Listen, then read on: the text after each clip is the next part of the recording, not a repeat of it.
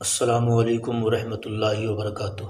दोस्तों, मैं मोहम्मद पीर बख्श हशमती आप लोगों की खिदमत में एक नई वीडियो लेके आया हूं। आप हज़रात से गुजारिश करता हूं कि इस वीडियो को आप ज़रूर देखें। इस वीडियो में मैंने ये बताने की कोशिश की है कि नमाज के अंदर फ़राइज़ क्या है। फ़र्ज़ का मतलब है जिसका करना हर हालत में ज़रूरी है।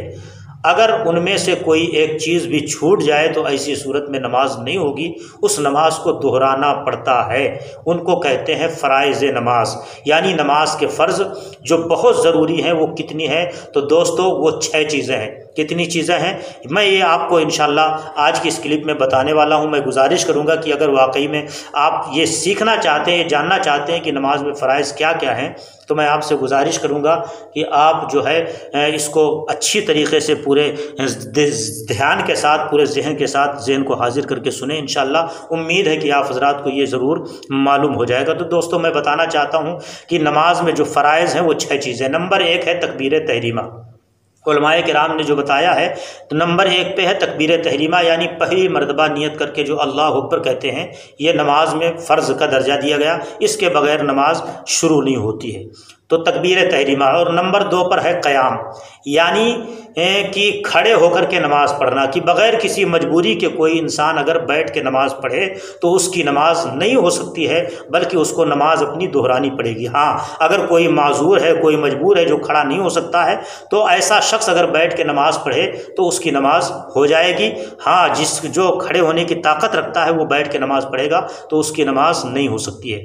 ख्याल रहे, ये भी मैं बताना चाहता हूँ, मैंने बहुत सारी जगहों पे देखा है कि औरतें ये ख्याल करती हैं कि औरतों को बैठ के नमाज़ पढ़ना चाहिए। दोस्तों, ये सरासर गलत है। जिस तरह से मर्दों के लिए खड़े होकर नमाज़ पढ़ना ज़रूरी है, यानी क़याम जैसे मर्दों पर फ़र्ज़ है नमाज खड़े होकर पढ़ना, इसी तरीके से औरतों पर भी फ़र्ज़ है। अगर बग़ैर किसी मजबूरी के जानबूझ के औरतें नमाज को बैठ के पढ़ेंगी तो वो नमाजें नहीं होंगी, बल्कि उन नमाज़ों का इआदा करना, उन नमाज़ों को दोबारा फिर से पढ़ना, ये बहुत ज़रूरी होगा। लिहाजा मैं उम्मीद करता हूँ कि इंशाअल्लाह ताला ये बात आपके जहन में आई कि नमाज में 6 चीज़ें जो फ़र्ज़ है। पहली चीज़ है तकबीर तहरीमा, पहली मरतबा अल्लाह अकबर कह के नमाज को शुरू करना। और दूसरा फ़र्ज़ है क़याम, यानी खड़े होकर के नमाज पढ़ना। और तीसरा फ़र्ज़ है क़िराअत करना, यानी अलहम्द शरीफ पढ़ने के बाद कुरान पाक के पूरे कुरान में से कहीं से भी कोई एक बड़ी आयत या 3 छोटी छोटी आयतें या कम से कम एक कोई छोटी सूरा का पढ़ना फ़र्ज़ है, ज़रूरी है। इसको क़िराअत कहा गया है, जो कि बहुत ज़रूरी है। अगर किसी ने एक आयत से कम पढ़ी या 3 छोटी आयतों से कम पढ़ी तो ऐसी सूरत में उनकी नमाज नहीं होगी। उस नमाज को दोहराना ही ज़रूरी होगा, दोहराना ही पड़ेगा। 3 चीज़ें आपने जान ली। अब चौथी चीज़ ये है रुकू करना, यानी अलहम्द और सूरा वगैरह पढ़ने के बाद जो रुकू किया जाता है, रुकू के लिए झुका जाता है, ये रुकू करना, झुकना नमाज के अंदर फ़र्ज़ है। अगर कोई शख्स भूल गया रुकू करना और उसने रुकू नहीं किया तो ऐसी सूरत में उसकी नमाज नहीं होगी, बल्कि उसको नमाज फिर से दोबारा से रिपीट करना पड़ेगा, दोहराना पड़ेगा। ऐसे ही सजदा करना भी नमाज में फ़र्ज़ है। सजदा करना भी नमाज में क्या है, फ़र्ज़ है। अगर किसी ने सजदे ना किए या 3 सजदे कर लिए या एक ही सजदा किया तो ऐसी सूरत में भी उसकी नमाज नहीं होगी, बल्कि उसको नमाज फिर से दोहराना पड़ेगा। तो सजदा भी आपने जान लिया। कायदा अखीरा कहते हैं नमाज की रकातें मुकम्मल कर लेने के बाद जितने रकात नमाज पढ़ने की हमने नियत की थी, 2 की या 4 की या 3 की, वो तमाम रकातें पूरी हो जाने के बाद अत्तहियात पढ़ने के लिए बैठना, इसको कहते हैं कायदा अखीरा। तो ये कायदा अखीरा करना, यानी आखिरी मरतबा रकातें पूरी करने के बाद बैठना, ये फ़र्ज़ है। अगर कोई शख्स कायदा अखीरा ना करे और नमाज उसने ख़त्म कर दी तो ऐसी सूरत में उसकी नमाज नहीं होगी, उस नमाज को फिर दोबारा से रिपीट करना पड़ेगा। कायदे अखीरा के बाद है खुरूज बेसुनीही का मतलब होता है अपने इरादे और अमल के ज़रिए से नमाज को ख़त्म कर देना। नमाज को ख़त्म करना ये भी नमाज में फ़र्ज़ है। तो पता ये चला कि नमाज में ये सारी चीज़ें फ़र्ज़ थीं।